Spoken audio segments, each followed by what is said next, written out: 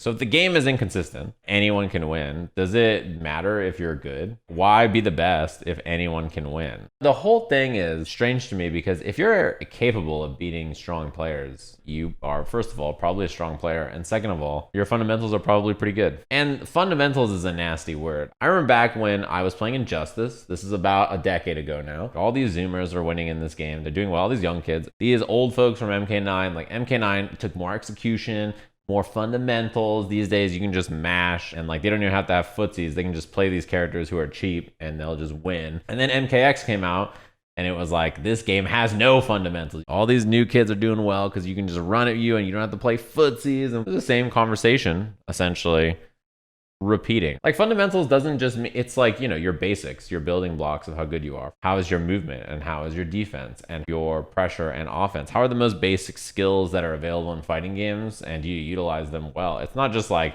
do you walk back and forth slowly and play footsies, which is what everybody thinks it is. And this will always be the case, is that there are more and better resources for learning fighting games now than there ever have been or ever were. New players will learn faster and be better faster than any other like era of players before them, and that will just continue forward. So like the new players of Street Fighter 6 are gonna show up fucking gaming and people are gonna be like, these new kids are just mashing this shit and they're whack and they're not good, saying the same things, but nothing's changed. We've done this a million times. Domination in the modern era is incredibly difficult. People are so good that it's very difficult for one person to dominate for a long time.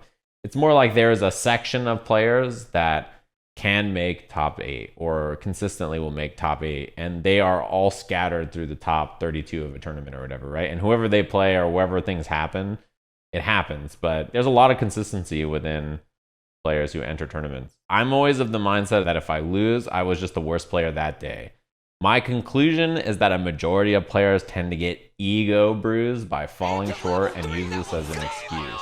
I lost, so this game is bad and inconsistent and nasty. Ego bruised is a good way to think about that. Just look at the Evo results. Umisho wins, second place at CB, and I think was favorite to win CB. Slash is second. Everybody knew that Slash and Latif were incredible and they were going to do well. Hotashi did well at CB. His results are very good. Pep also top 8 at CB. Daru, one of the best players internationally. People know he's good. Tempest won CB.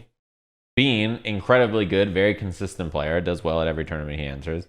And then Big Lef also, this is Evo Europe and Evo NA champs. Even when you go back and look at the people who lost at the top 24 here, these are literally all the same people that enter and play and do well in like every tournament. Even games that people consider very volatile are usually overall pretty consistent, right? Like Marvel 3, people were like, this game is random. Anybody can just pick up 0, do some nasty shit to you and win. A baby could win Evo with X Factor. The field is dense. But like Marvel 3 was a very consistent game. In fact, it was a game where people dominated, right? Like the best players won consistently so often. But I think it's very interesting that in Strive, the way people talk about characters and whether they do well or not and tournament results are very intertwined. And it's never in a way that is taken like in good faith. It's almost always people are like upset and grumpy with how they discuss things. We were just looking at Evo results. You may notice that there was no Ram player in top 32. Finally, once you get to 33rd, you find the first Ram player. Ditto,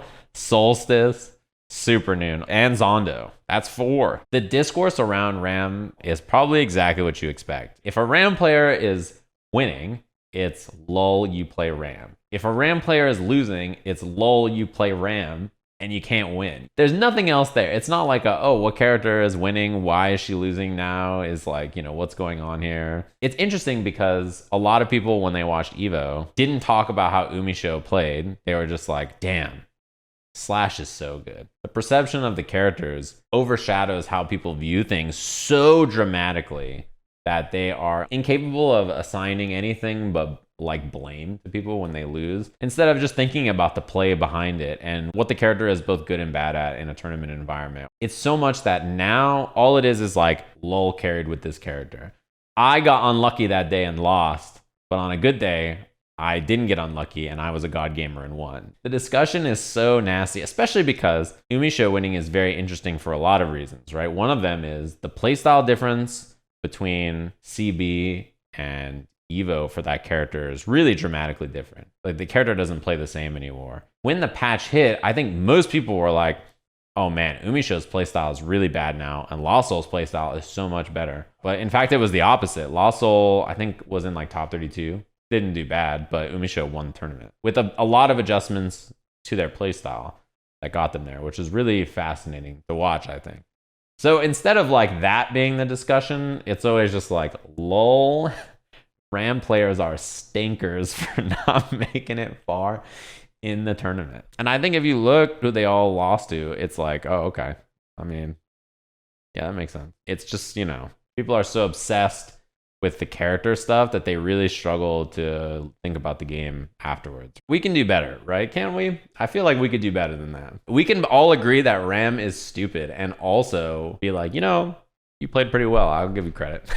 When every stream title is #1 Pepsi Man main in my living room, and like the era is you just want to do well at a tournament so you can make your stream title top 8 at Evo, and then afterwards be like, I would have made top 3 if Fabi Chaos players weren't so stinky, like whatever it is, right? I think there's a lot of reasons people act that way. It's just the modern era it's more normal to be like that, I think. Listen.